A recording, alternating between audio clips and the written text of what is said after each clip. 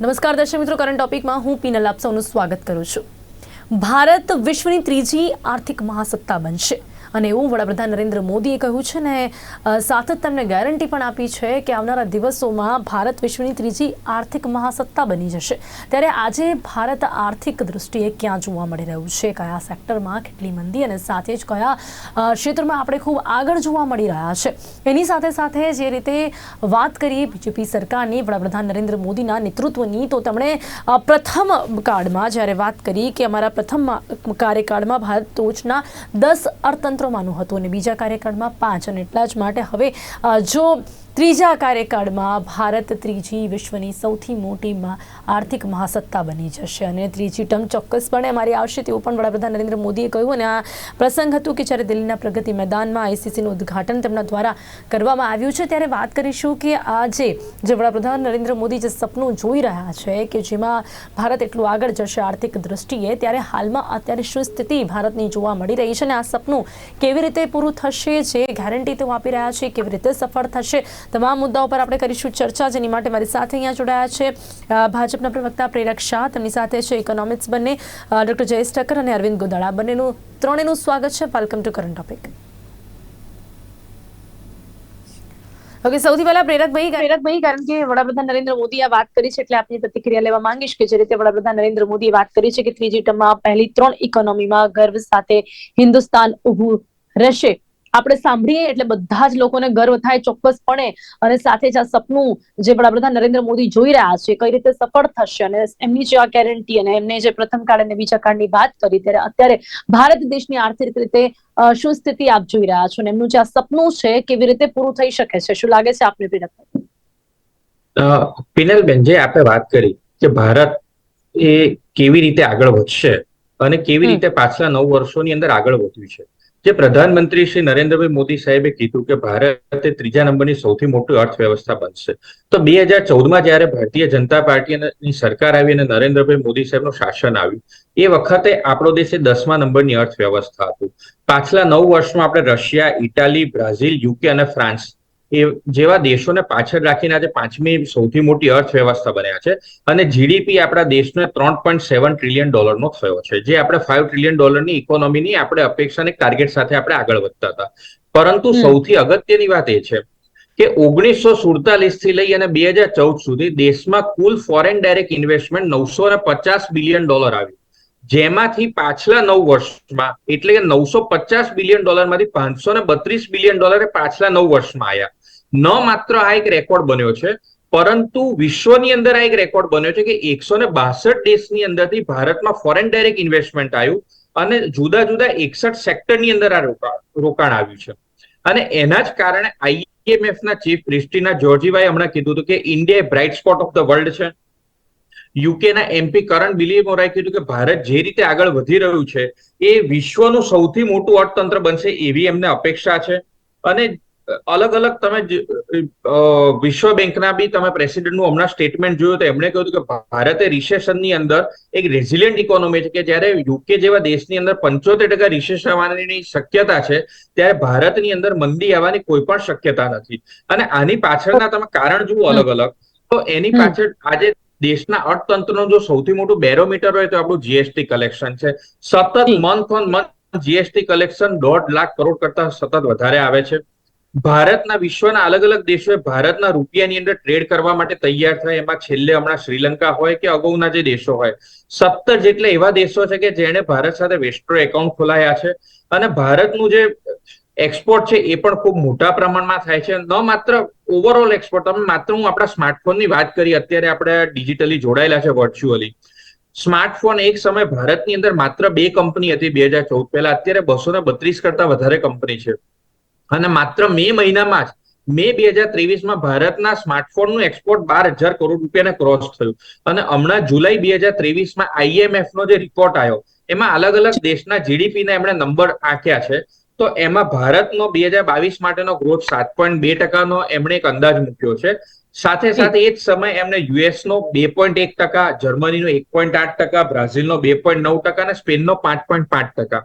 એટલે ભારતે વિશ્વની ફાસ્ટેસ્ટ, અને એક રીતે કહીએ તો જે આ મહામારીની સ્થિતિ હતી, તો બિફોર પેન્ડેમિક ભારતે વિશ્વની ફાસ્ટેસ્ટ ગ્રોઈંગ લાર્જ ઇકોનોમી હતું, અને આફ્ટર પેન્ડેમિક પણ જોઈએ તો ભારતે વિશ્વની ફાસ્ટેસ્ટ ગ્રોઈંગ લાર્જેસ્ટ ઇકોનોમી છે. આજે જી, ઓકે. ભારતનું વિદેશી મૂડીકરણ એ $600 બિલિયન પાર થઈ ગયું છે, અને ભારતની આરબીઆઈ જોડે 780 ટનનું ગોલ્ડ રિઝર્વ પડેલું છે. ન માત્ર આપણું વિદેશી હુંડિયામણ, પણ ભારતના જે નાગરિકો, જે એનઆરઆઈ જે આપણે કહીએ છીએ, વિદેશમાં રહે છે, એમણે પણ એક રેકોર્ડ બનાવ્યો છે કે વિદેશમાં રહેતા એનઆરઆઈ મારફતે ભારતમાં રેમિટન્સ $100 અબજ પાર થયું છે. એ વિશ્વની અંદર રેકોર્ડ બને છે, અને વિશ્વની અંદર એની ચર્ચા થાય છે. આજે જી, જી, જી. વિશ્વના અલગ અલગ આ દેશો બધા આંકડાઓ આપે મૂક્યા છે, ચોક્કસપણે વધુ આંકડાઓ આપની પાસેથી જાણીશું, પરંતુ પહેલા અત્યારે આપે આજે બધા જ આંકડાઓની વાત કરી છે. અરવિંદભાઈ, આપને એ જોતા શું લાગે છે? કારણ કે આ આંકડાઓ ચોક્કસપણે આપણને સાંભળવામાં બહુ જ સારા પણ લાગી રહ્યા છે, અને આપણે એક રીતે ગર્વ પણ અનુભવીએ છીએ કે ભારત દેશ આ બધા ક્ષેત્રોમાં એટલું આગળ આપણને વધતું જોવા મળી રહ્યું છે. પણ આ બધી જ બાબતો ટેકનોલોજીની છે, ને આ બધી જ બાબતો જો વાત કરીએ તો વિશ્વ સ્તરે જોવાની છે, પરંતુ નીચલી સ્તરમાં જોવા જઈએ તો ભારત દેશ આપણને ક્યાં જોવા મળી રહ્યું છે? વાત જ્યારે મોંઘવારીની આવે છે, ગરીબીની આવે છે, બેરોજગારીની આવે છે, ત્યારે શું? ત્યારે ક્યાંક સામાન્ય જનતા હજી પણ પરેશાન જોવા મળે છે. તો આ કઈ રીતે આપણે આગળ વધતા આપણને જોવા મળીશું? સાથે જ આ આંકડાઓ પર તો ચોક્કસપણે આપણને ગર્વ થાય છે, પરંતુ સામાન્ય જનતાનું શું, અરવિંદભાઈ? સાચી વાત છે. આંકડાઓ તો ખૂબ જ ઉત્સાહજનક છે, અને એના ગર્વ થાય. વાત છે મોંઘવારીની, તો એ વાત બી સાચી છે કે મોંઘવારી વધે છે, પણ જયારે આપણે કોઈ પણ જગ્યાએ ગ્રોથ કરવાની વાત કરતા હોઈએ તો ગ્રોથ સાથે મોંઘવારી જેવી વસ્તુ રહે. વાત કરીએ બેકારીની, તો હું એવું માનું છું કે જેમને કામ કરવું છે, અથવા જે ક્ષેત્રમાં કામ છે એ ક્ષેત્રમાં એવી બેકારી નથી. અત્યારે અમે કોર્પોરેટમાં છીએ તો કોમ્પિટન્ટ માણસો, એટલે સ્કિલ્ડ મેન પાવરની અછત અનુભવીએ છીએ, અને ભારત સરકાર અને ગુજરાત સરકાર બંને આની પર ખૂબ ઝડપથી અને સારા પ્રમાણમાં કામ કરી રહી છે. ટેકનોક્રેટ્સ, નવા ટેકનોક્રેટ નવા બિઝનેસમાં આવે, અને સૌથી વધારે એક મહત્વનું પાસું છે, ભારત પાસે જે યુથ છે, અને એક્સપિરિયન્સ અને ક્વોલિફાઈડ યુથ, અને એમાંથી મોટા ભાગના લોકો, અથવા સારા એવા લોકોને આપણે સ્ટાર્ટઅપમાં જવા પ્રમોટ કરી રહ્યા છીએ. અલગ અલગ પ્રકારના સ્ટાર્ટઅપ તમે ઇન્ડિયામાં જુઓ તો ભારત સ્ટાર્ટઅપ ક્ષેત્રે આખા વર્લ્ડમાં એક નામ કાઢી રહ્યું છે. જે આંકડા ઉપરાંત આપણે, આંકડા તો ખરા જ, પણ એની જે સક્સેસ થાય છે એમાં આપણને ઘણા બધા યુનિકોર્ન આપણને જોવા મળે છે, ને ડે બાય ડે યુનિકોર્ન વધતા જાય છે.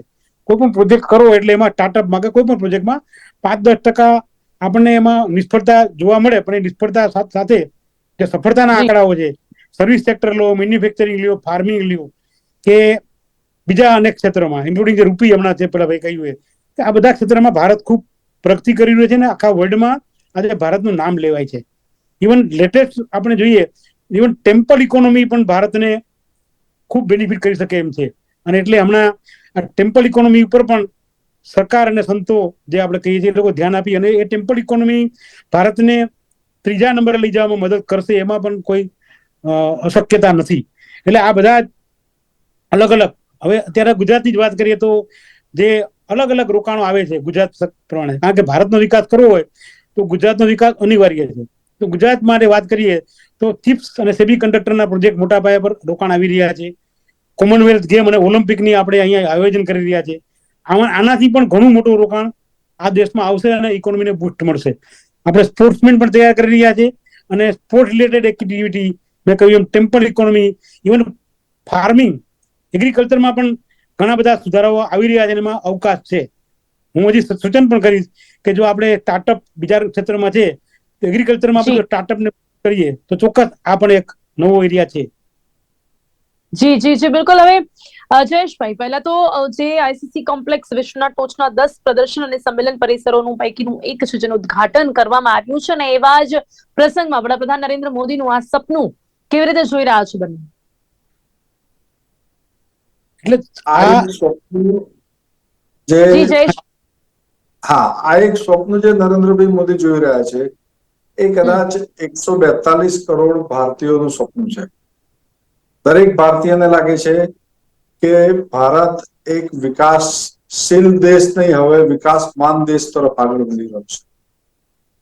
કદાચ અત્યાર સુધી એવું કહેવાતું હતું કે ધીરુભાઈ જયારે કીધું કે કર લો દુનિયા આપની મુઠ્ઠી મેં, અને ઇન્ટરનેટ નો વપરાશ શરૂ થયો, ત્યારે એક મજાકનું સાધન કદાચ થોડોક સમય લોકોને લાગતું હતું, પરંતુ આજે એ ઇન્ટરનેટ અને 5G સુધી આપણે પહોંચી શક્યા છીએ. અને એ 5G અને મોબાઈલની પણ બધા મિત્રોએ વાત કરી, તો મોબાઈલ એ માત્ર વાતચીતનું સાધન નથી રહ્યું. હવે એની અંદર વિવિધ પ્રકારની એપ્લિકેશનો દ્વારા રોજબરોજ લોકો અપનાવતા થયા છે. થોડાક વર્ષો પહેલા પ્રશ્ન હતો કે કોલેજોમાં એડમિશન જ્યારે ઓનલાઈન શરૂ થયા ત્યારે એવો વિચાર થતો હતો કે ગામડાના લોકો કઈ રીતે આને ઓનલાઈન કરશે, પરંતુ હવે આપણે જોઈ શકીએ છીએ કે આરટી ના ફોર્મ ભરવા, પ્રાથમિકના ફોર્મ ભરવા માટે પણ ઓનલાઈન ફોર્મ ભરાય છે. બીજો મહત્વનો જે કહી શકાય કે નરેન્દ્રભાઈ જ્યારે વડાપ્રધાન બન્યા પછી તરત જ જનધન યોજના, જેનો મૂળભૂત હેતુ હતો લોકોને જે નાણાકીય સવલતો પ્રાપ્ત થાય છે, શિષ્યવૃત્તિ પ્રાપ્ત થાય છે, એ એમના ખાતામાં જમા થાય, એટલે ડાયરેક્ટ બેનિફિટ ટ્રાન્સફર ડીબીટી. આ એક વચ્ચે ક્યાંક ને ક્યાંક ભ્રષ્ટાચાર જે થતો હતો એને અટકાવવાનો સૌથી પહેલો મહત્વનો પ્રયત્ન અને પ્રયાસ 2014-15 ની અંદર થયો. અને એની અસર આપણને ભારતની અંદર પણ ક્યાંક ને ક્યાંક ઘણા બધા અંશે જોવા મળી રહી છે. એટલે આજે ડિજિટલ ઇન્ડિયા એ સહજ અને સરળ બન્યું છે. પહેલાના સમયમાં ડિજિટલ ટ્રાન્ઝેક્શન કરવા મુશ્કેલ લાગતા હતા. આજે ઇન્ટરનેટ જેવી સેવાઓને કારણે ડિજિટલ ટ્રાન્ઝેક્શનોનું પ્રમાણ પણ વધ્યું છે. એટલે કેટલાક બિનજરૂરી ખર્ચાઓ ઘટે એનો એક પ્રયત્ન અને પ્રયાસ પણ અહીંયા જોવા મળે છે. પણ જયેશભાઈ, એની સામે ટેકનોલોજીનો દુરુપયોગ પણ એટલો વધતો ગયો છે કે જેથી લોકોનું ઘણું નુકસાન પણ આપણને જોવા મળી રહ્યું છે. એ નુકસાન નથી એવું કહેવા નથી માંગતો, પણ જે છે એના કારણે જે લાભ છે એ વધારે છે.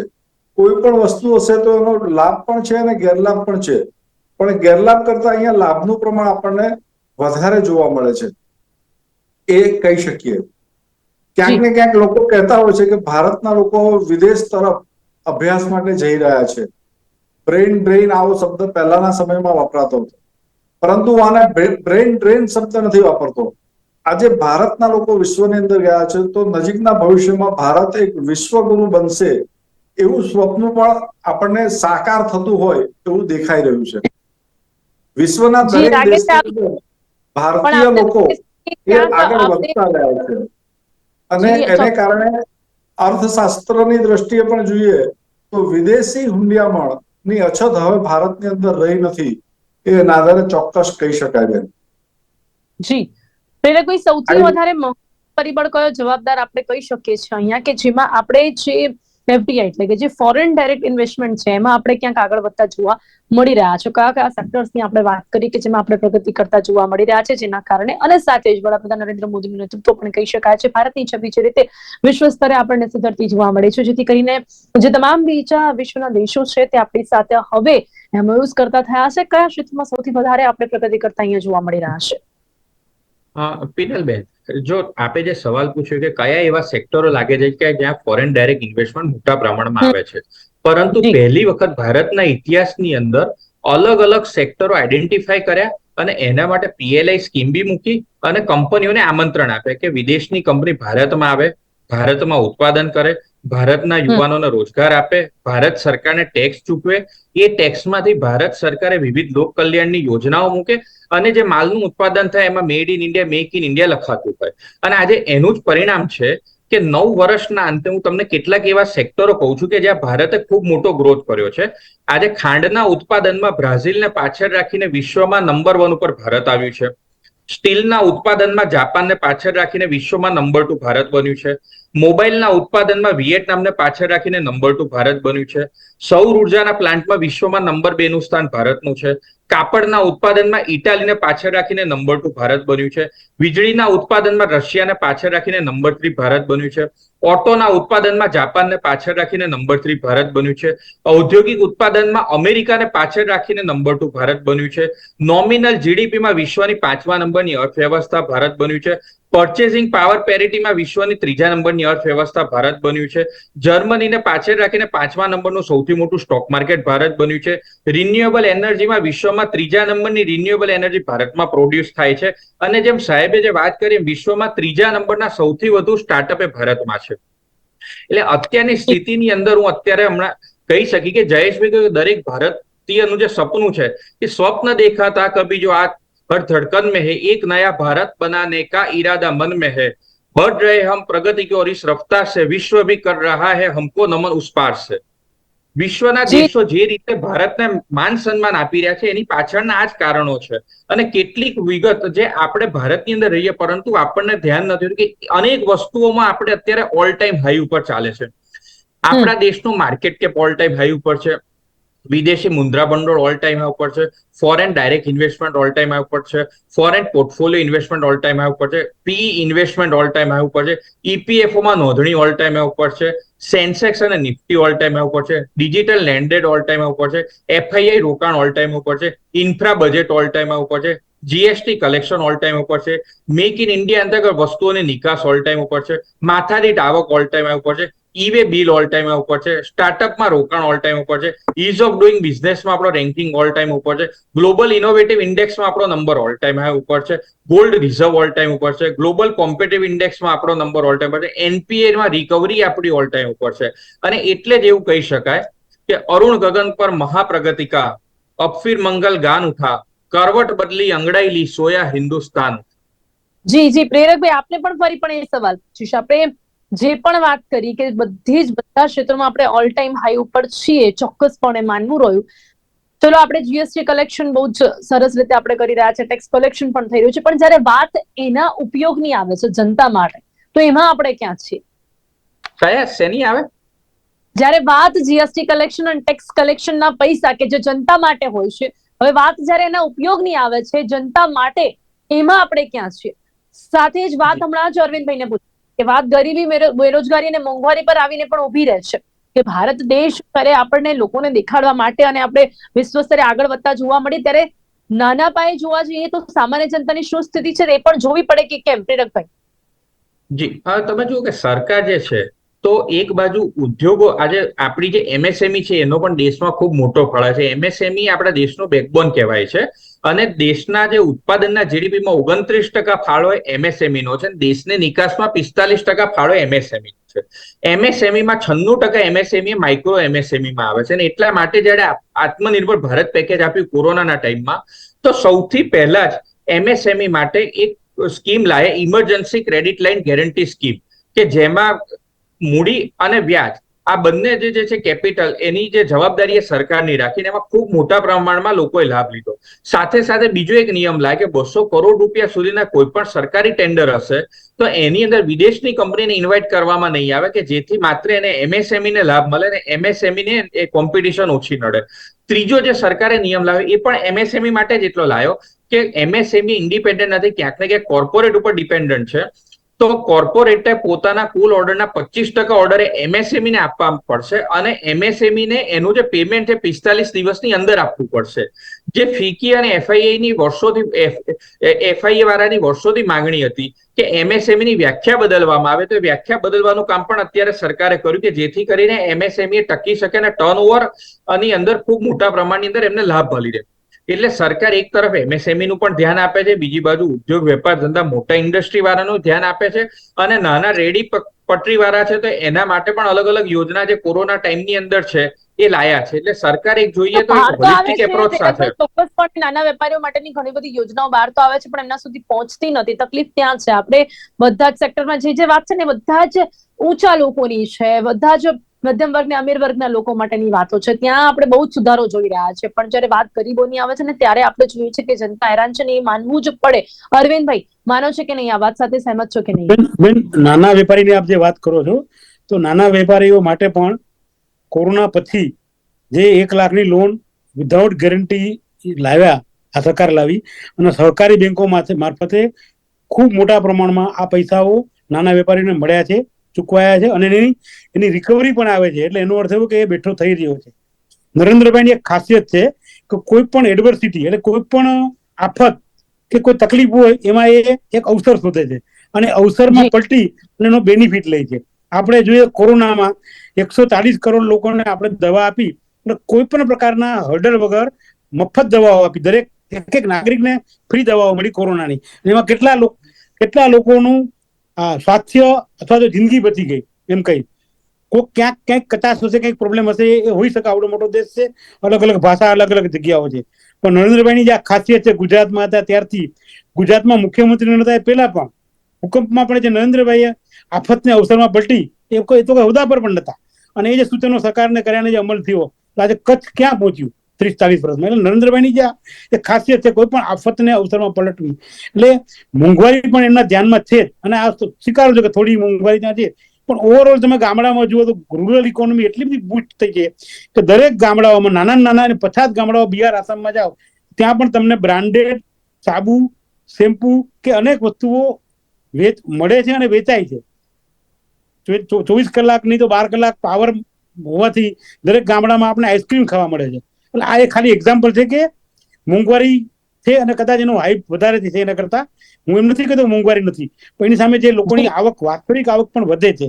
એટલે લોકો એમ કહી શકાય 40 કરોડ લોકોને મફત અનાજ આપણે લગભગ 41 કરોડ ને જાય છે. ખેડૂતોને દર 3 મહિને 2000 રૂપિયાનું ડાયરેક્ટ સહાય મળે છે. એટલે મોંઘવારી સામે એના રાહત મળે જ છે, અને એ રાહતથી એ ટકી જાય છે. એટલે જે 1990 કે 1995 પહેલાની હાલત હતી, 2000 પછીની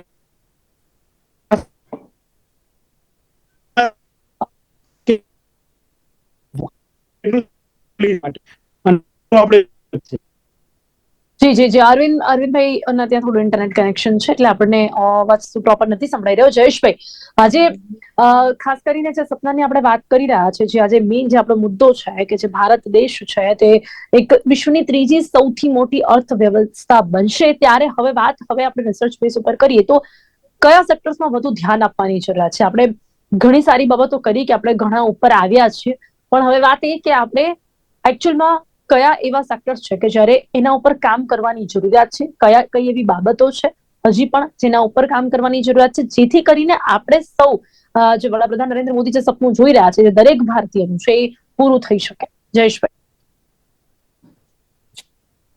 દરેક ક્ષેત્રની અંદર આપણે અગ્રેસર છીએ જ. ઘણા વર્ષો પછી નવી શિક્ષણ નીતિ 2020માં અમલમાં આવી. નવી શિક્ષણ નીતિ અંતર્ગત જો ખાલી ગુજરાતની વાત કરીએ, સાથે શિક્ષણના ક્ષેત્ર સાથે આપ જોડાયેલા પણ ખરા, તો વાત જ્યારે એની હોય ત્યારે શું એવું પણ ક્યારેક આપણે જોઈ શકીશું કે આજના સમયમાં આપણે જોઈએ છીએ કે દરેક વ્યક્તિ, દરેક સ્ટુડન્ટ, વિદ્યાર્થી બહાર ભણવા જવા માંગે છે, બહાર કામ કરવા જવા માંગે છે. જો કંઈક પણ સારું થઈ ગયું તો એનું સપનું એ છે કે અબ્રોડ જવું છે. શું આ ચિત્ર ક્યારે બદલાઈ શકશે?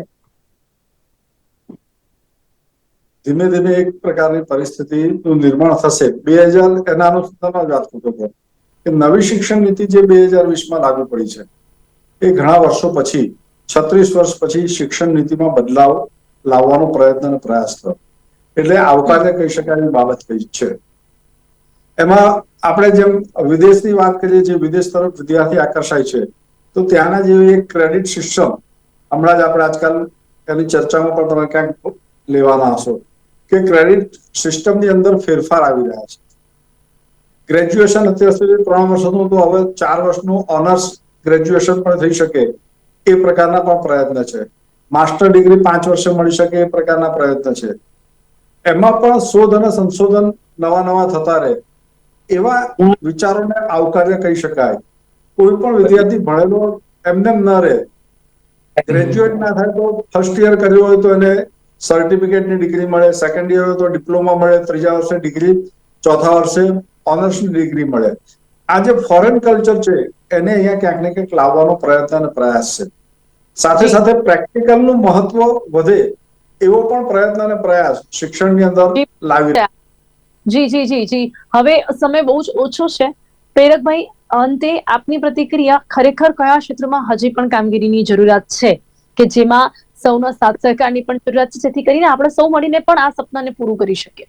જી, જે જયેશભાઈ જે વાત કરી એ સાથે પણ હું સંમત છું કે દરેક ક્ષેત્રમાં આપણે આગળ વધ્યા છે, પરંતુ આપણે હજી પણ ખૂબ આગળ વધવું હોય, વિશ્વની સૌથી મોટી અર્થવ્યવસ્થા બનવું હોય, ત્રીજા નંબર બી નહીં આગળ, ઇવેન્ચ્યુઅલી નંબર 1 ઉપર જવું હોય, તો મેન્યુફેક્ચરિંગ ક્ષેત્ર ઉપર આપણે ખૂબ મહત્વ આપવું પડશે, અને સાથે સાથે ડિફેન્સ ક્ષેત્ર ઉપર. આજે વિશ્વના જે પણ વિકસિત દેશો છે એને ડિફેન્સમાંથી ખૂબ મોટી આવક થાય છે. આપણે એ તરફ પ્રયાણ કરી લીધું છે અને આપણી ડિફેન્સની આવક અત્યાર સુધીના ઓલ ટાઈમ હાઈ ઉપર છે.